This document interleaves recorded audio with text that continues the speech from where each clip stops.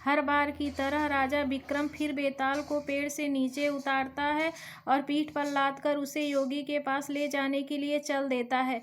ऐसे में एक बार फिर बेताल राजा विक्रम को बोलने पर विवश करने के लिए एक नई कहानी कहना शुरू करता है। कहानी है राजा रूपसेन और अंगरक्षक वीरवर की। वर्धमान राज्य में रूपसेन नाम का एक राजा राज किया करता था। राजा बहुत ही साहसी, दयालु और न्यायप्रिय था। यही वजह थी कि केवल वर्धमान में ही नहीं बल्कि उसके राज्य से सटे सभी राज्यों में भी राजा रूपसेन के व्यक्तित्व की मिसाल दी जाती थी। एक दिन रूपसेन के दरबार में वीरवर नाम का एक व्यक्ति आया। जब राजा ने उसके आने की वजह पूछी तो वीरवर बोला, मुझे नौकरी चाहिए और मैं अंगरक्षक के तौर पर आपकी सेवा करना चाहता हूँ। वीरवर की यह बात सुनकर राजा ने कहा, मैं तुम्हें अपना अंगरक्षक बना सकता हूँ, लेकिन उसके लिए तुम्हें अपनी कार्यकुशलता सिद्ध करनी होगी ताकि मैं यह तय कर सकूँ कि तुम मेरे अंगरक्षक बनने के लायक हो भी या नहीं। राजा की यह बात सुनकर वीरवर फौरन तैयार हो गया। उसने अपने बाहुबल के साथ अपना शस्त्र कौशल भी दिखाया। वीरवर की सभी विशेषताओं को देखकर राजा रूपसेन बहुत प्रभावित हुआ। राजा ने पूछा, वीरवर बताओ, अगर मैं तुम्हें अपना अंगरक्षक बनाता हूँ तो तुम्हें प्रतिदिन खर्च के लिए क्या चाहिए? राजा के इस सवाल पर वीरवर बोला, महाराज, आप मुझे 1000 तोले सोना दे देना।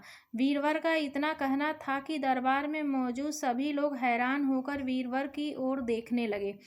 राजा रूपसेन भी वीरवर की मांग पर आश्चर्य में पड़ गया। हो भी क्यों ना, वेतन के रूप में वीरवर ने इतनी बड़ी रकम जो मांग ली थी। राजा ने गंभीर होकर वीरवर से पूछा, तुम्हारे परिवार में कितने लोग हैं? वीरवर ने उत्तर दिया, कुल 4 महाराज। मैं, मेरी पत्नी, एक बेटा और एक बेटी। वीरवर का जवाब सुन राजा ने मन ही मन सोचा कि आखिर 4 लोगों के भरण पोषण के लिए इसे इतने धन की क्या आवश्यकता।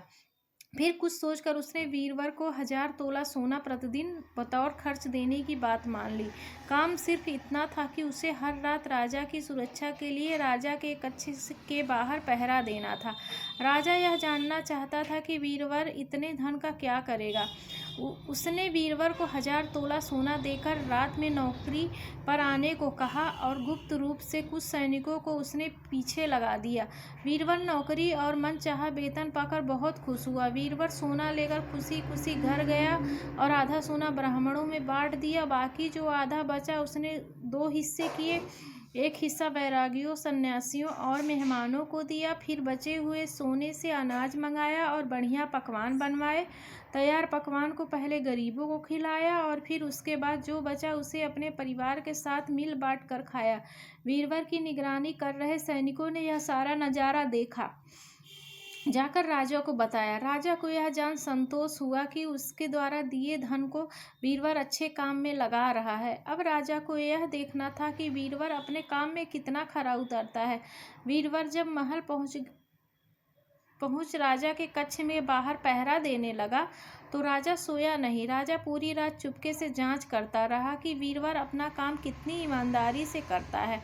राजा ने पाया कि वीरवर बिना पलक झपकाए पूरी मुस्तैदी से कक्ष के बाहर पहरा दे रहा था। वीरवर की ऐसी कर्तव्यनिष्ठता देख राजा बहुत ही खुश हुआ।